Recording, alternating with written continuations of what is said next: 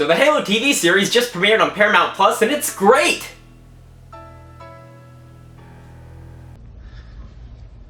Look how they massacred my boy. It's absolutely appalling. Like, what the hell was that? We got problems, man. We've been waiting for a proper Halo screen adaptation since 2005, so it's been about 17 years. And this is what we got. You know what Halo needs? Social justice! Apparently they discovered what was said on Xbox Live back in the day. I mean, sure they could have, just swept up Eric Nyland, threw him a few $1 million, and then, actually made a good adaptation. But why do that when you can just get a bunch of producers who have never held an Xbox controller in their entire life? No, seriously, the producers and the lead actor of this series literally bragged online about how they have never played the games. So what exactly do I need to know about this Master Chef guy? Master Chief is a pretty cool guy. He kills aliens and doesn't afraid of anything. Sounds good to me. I mean, I was gonna go make my wife watch a lengthy video explaining the whole entire backstory and the lore and all of that, but luckily before watching the show we didn't even need to do that because she knew about as much as the producers did. Where's Cortana? Isn't she the hot one?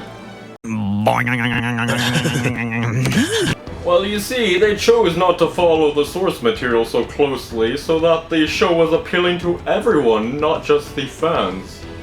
Who do you think is gonna watch it, you dumb? And then we got insurgents here firing AKs, even though the year is 2552. I knew these things were reliable, but damn! Oh yeah, and there is a reason there's a Chevy Tahoe in it. The reason is that it's in the desert. Gotta have that four-wheel drive, bro. And as for the music, I mean, you only have the best-selling video game soundtrack from all time. I mean, why would you want to use any music from it? Psst, side note, 343. Marty doesn't work at Bungie anymore, and he literally said in an interview that he would love to work on another Halo game. Swoop him up now! And then there's the casting. Oh, the casting! So in the games, Captain Keyes looks like this. And in the show, he looks like this. They look a little bit different. Yeah, I'm looking at this guy's ID and I ain't buying it. Now, it's been a while since I played Halo Combat Evolved, but if I remember correctly, Keyes was just a wee bit paler, and then, they had to throw a beard on him because unfortunately those weren't cool until about 10 years ago. I mean, this all may have been forgivable if, the acting and the production was actually good, but it's not. He was way more upbeat, not nearly as serious as his video game counterpart. I mean, I can totally see the reason for race swapping a few characters in Halo, though. It's not like the original game had any, strong black independent characters. On a serious note, though, if you would have wanted to be inclusive, us fans would have absolutely loved to have Sergeant Johnson in this production. Not only is Sergeant Johnson one of my all-time favorite video game characters, he is my all-time favorite video game character. I love his gung-ho, cigar smoking, joke cracking, let's do this Marines attitude. Then listen up. When I joined the Corps, we didn't have any fancy schmancy tanks. We had sticks, 2 sticks and a rock for a whole platoon, and we had to share the rock. Buck up, boy. You're one very lucky Marine. Also, he's got a pretty sick stash. Seriously though, I pre-ordered Halo 3 ODST so I could play as Sergeant Johnson in the firefight mode. I read Contact Harvest because he was in it. If they featured him in the series, it would have been an absolute treat.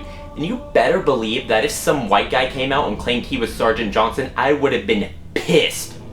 I mean, Dr. Halsey was acted decent enough. Her dialogue didn't really check out in my opinion, but her actions did. She just sounded way too passive and wasn't the firm, independent doctor that we all know and love. And the hairdresser must have called in sick that day, because last time I checked, she wasn't blonde. I know this is a big point for a lot of people, but I personally didn't really mind Cortana's appearance. I thought she looked pretty darn good from what I saw in the trailer. And major props to them for being able to get our girl Jen on board to go do the voice for her. The only thing is, although I don't mind the realistic look, would it really have been that hard to, throw a blue or a purple filter over her? But by far, the worst part about this whole thing is just Master Chief's voice and acting. He just was out of character the whole time, and he just talked way too much, and he made jokes that weren't really jokes that he would have made or, you know, sly one-liners like you would go expect from a cutscene. And that's if you can even get past that dreadful voice. It is not Master Chief. But dude, Steve Downes is getting old. He's like 71. Dude, he just did a 12-hour video game campaign. I think he can handle a little TV series. We aren't asking him to do the body acting too. Just throw a stuntman in the suit and do a voiceover. I mean, they somehow managed to do this with Star Wars with Darth Vader, and that was only released like, I don't know, 45 years ago. Hell, David Attenborough's 95 and he's still captivating kids on drugs with his voice. And we don't want to see Master Chief's face! Get this. There's a reason they don't show it. It's so the players, the fans, you know, the people you're making this show for, it's so they can see themselves as Master Chief. They are Master Chief. Master Chief is a faceless character. He doesn't have a face. And if he did, it sure as hell ain't Pablo. Let's keep this on. Well, maybe they didn't want Steve to do the voice work so that Master Chief could take off his helmet. So you took something we didn't want and compensated for it with something else that we didn't want. Good job doubling down. Have you considered trading options? Faithful and accurate casting is important. Watchmen was such a magnificent and amazing film because every little character was casted perfectly to a T. Hell, the complaints about that movie in general usually are that it was too faithful to the comics. During the first 4 minutes of it, I was getting major Star Wars vibes. You literally could have showed me most of that and said, hey, this is just some footage that is set on Tatooine in the new Star Wars spin-off. I would have believed it. Also, in regards to the story, when again did a main character go rogue and end up protecting and traveling with someone that they were originally meant to harm? It just sounds familiar to me, but I can't quite put my finger on when that happened. Also, especially in the earlier games, which, to my knowledge, this game is set between Halo 1 and Halo 2, Master Chief was a good, excellent soldier who followed orders. He would have strangled that annoying brat, no questions asked. Then when the Covenant shows up, and by Covenants I mean elites, the insurgents are hammering them with their AKs and Gatling guns, and it ain't doing anything. But then Master Chief shows up, fires his assault rifle a few times, down, then he grabs the Gatling gun, and all of a sudden it works. Now don't get me wrong, those 15 minutes of combat that we saw were by far the best part of that entire episode. The only issue here is all that combat that we saw was in the trailer, and that is really concerning for me. And human Covenant members, really? You know, I can understand aliens believing it, you know, with the whole indoctrination and everything, and, you know, being raised in it, but you need to be a real grade A idiot to believe that as a human. Like, you know, dumb enough to think that taking off Master Chief's helmet is a good idea. But enough being a negative Nancy, let's talk about what I did like. As mentioned before, the combat sequences near the start of the episode are great. You see Spartans dual wielding, they're shooting at their shields, they're taking damage, their shields are deflecting all these rounds and different things coming at them. Then you get to go see them in first person with a heads-up display and a reticle as a nod to the perspective that you see while playing the games. Unfortunately, after this combat sequence, it just goes downhill, and it doesn't really get better from there. It's kind of like the opposite of Forward Unto Dawn, where the whole thing starts out pretty slow, but then it builds up to these really awesome action sequences at the end. And Master Chief actually sounds like Master Chief, kinda. And the actor actually played the games! Wow! Hire that guy! The CGI aliens were passable enough, but they honestly kind of reminded me of Jurassic Park, which was made 30 years ago. Now, as compared to the elites, the Prophets were way more well done. And the effects were surprisingly well done.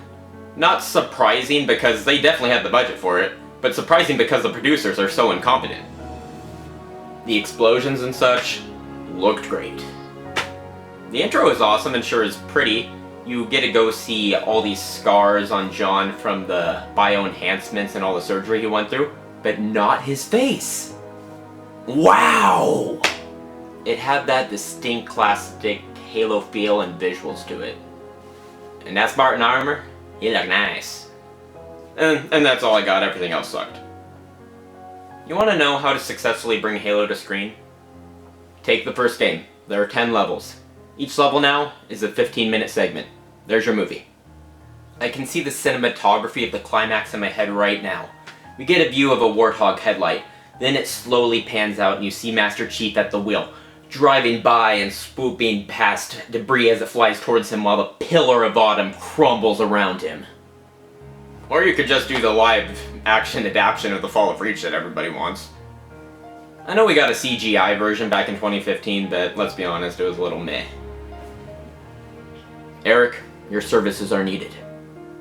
So let's see, we've absolutely and shamelessly ruined Cowboy Bebop and Death Note. What else have we ruined? We ruined Star Wars. And now Halo. I wonder what's next.